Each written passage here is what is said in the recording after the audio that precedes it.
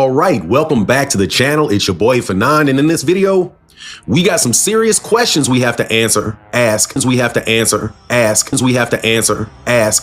And Vada, Victor Conti, and Terrence Crawford got some answers that they need to give the boxing public so that we, that means me as a person, can feel comfortable about this big fight that's coming up between Terrence Crawford and Canelo Alvarez.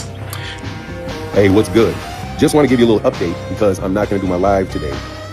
Do want to let you guys know just face to face that a boxer had accused me of defaming him. And I read the complaint and it's ridiculous.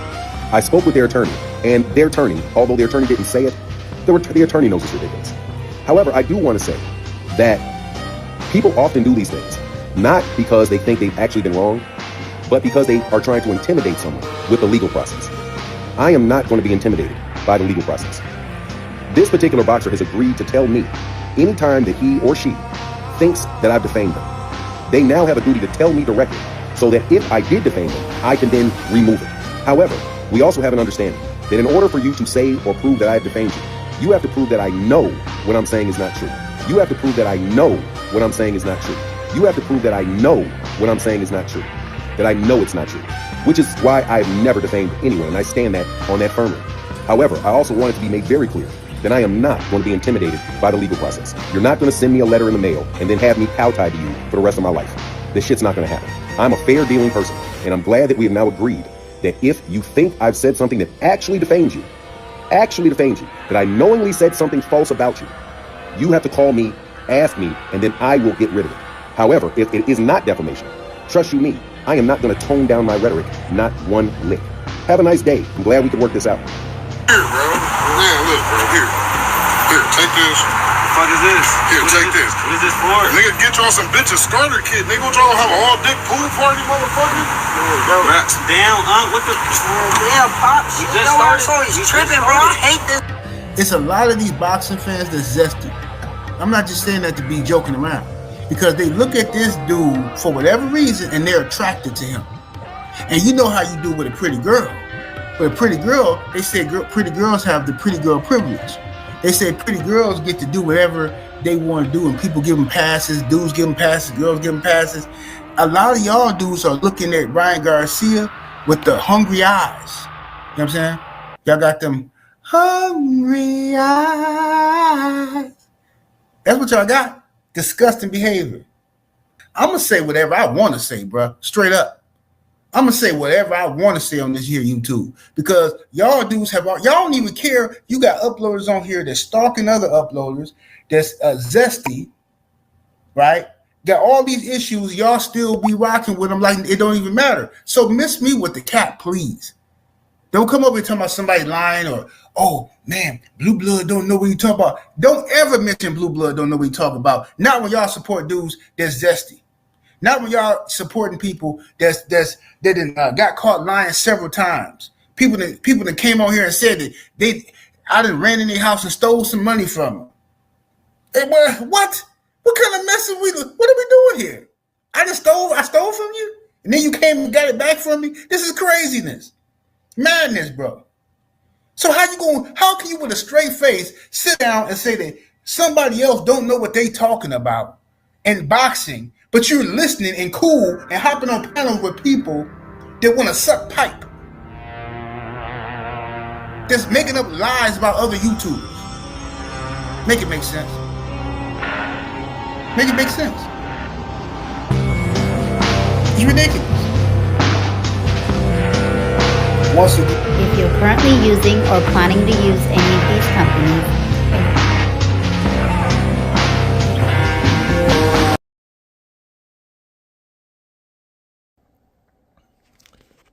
this is the whole thing about the Fanny Nanny situation. Fanny Nanny, Fanny, didn't become a whole ass person overnight.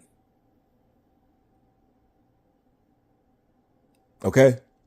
This is not something that he just woke up in the middle of the night and say, boom, I'm going to be like this.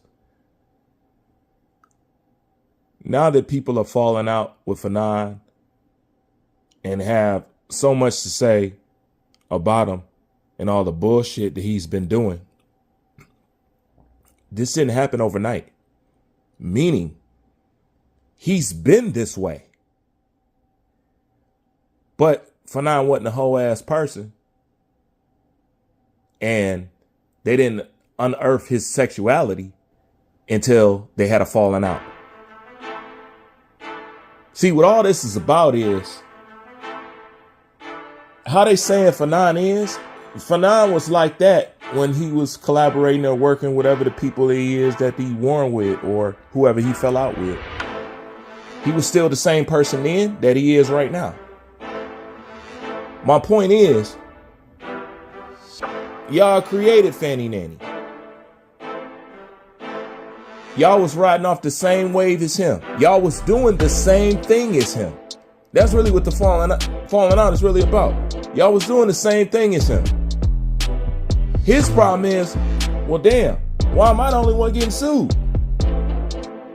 Or why am I the only one that's getting lawyers on my ass? And blase plea, and then boom, y'all fall out, and then everything comes out.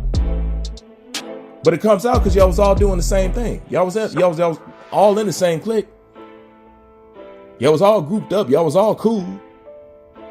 So the whole ass shit and the lying and stuff like that was cool until he fell out with people. So the point is, anybody that he fell out with or had a problem with, y'all was doing the same shit as him. This what the problem is. He just don't see why he's the only one getting taxed for it. This is what the fallout about. I can see it from over here. I can have a few things missing here and there, but I ain't got much missing. But the point is, y'all created this man.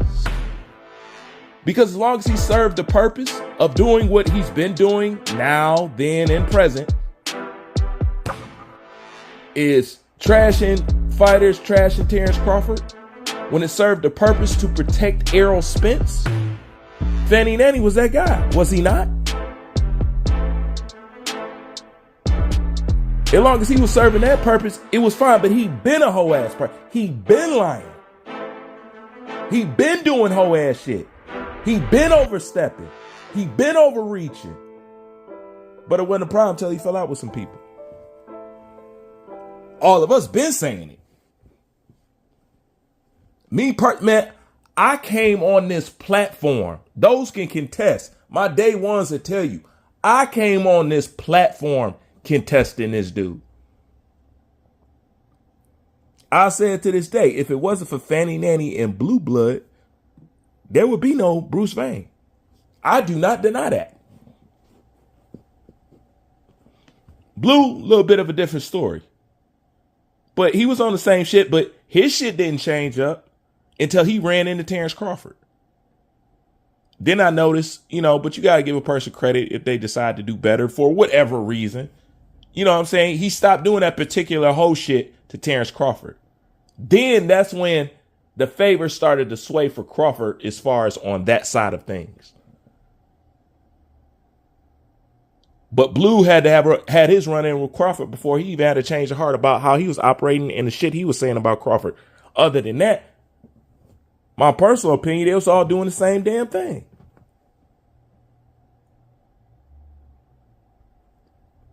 Y'all just got this zest monster out here running around. And listen, he was zesting on y'all before y'all fell out. So I understand that people knew this and was trying to keep it in. Trying to protect whatever. But nonetheless, y'all still fucking with him.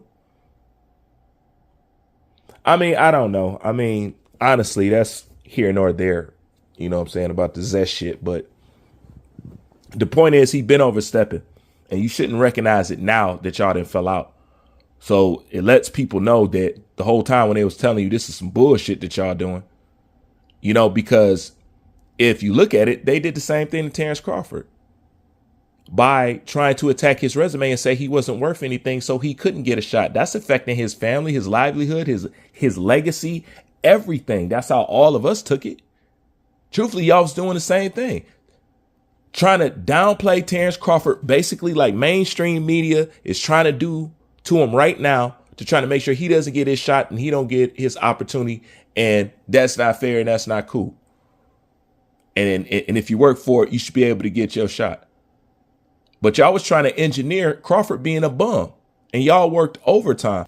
Y'all put in that overtime work. But when it's time to stand up for some justice, when it's time to talk about some motherfucking Tyson Fury, when it's time to stand up for people like Devin Haney, when it's time to speak out about Pez, when it's time to call coaches out, when it's time to call promoters out, when it's time to do something that's going to benefit all us and your fighter, you go with the latter and help engineer the bullshit. That's all I see when I hear and look at all this shit. Because it is quite hilarious, but it's quite sad, but it's quite fitting and it's quite matching to what I've known, seen, and experienced since coming in here on YouTube. It's been a bunch of ass kissing. It's been on some homo stuff, obviously. Between this, Tank, Fanny, Nanny, Broner humping people, this person doing that, Tank standing on his toes. I mean, you can't tell me. Where there's smoke, there's fire. Am I right? Am I right? Now you see why they move feminine. It is feminine. Obviously, but Fanny Nanny didn't become a whole ass motherfucker overnight. He had his place and he had his purpose as long as he was doing what people needed him to do and saying what people needed him to say and talking about the people he needed to talk about to help defend the people that they love. And I'm going to end this with this to show you that this is on some homo stuff, because I know y'all think I'm just, fly by night, you know what I'm saying? Like, I'm not taking it that serious. Peep this. This whole thing is the result of Errol Spence love. Tell Bruce he lying. Tell me I'm lying. Jokingly or serious. Tell me I'm lying. All this is a result of Errol Spence love. And the question is, to regular men,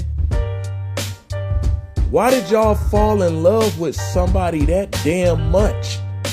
This is all a result. This is all a blowback from loving and hugging on Errol Spence nutsack. That's what all this is. For nine, or all of them. What the hell was it about Errol that made y'all fall head over heels, third grade in love, heart shapes and all that stuff? What the hell was it? I'm really trying to figure out, because although I like he was doing in boxing, what Errol doing in boxing wasn't that, it was, all right, but wasn't no, oh my shit, oh my God. It wasn't no like that. Errol Spence always been a basic fighter.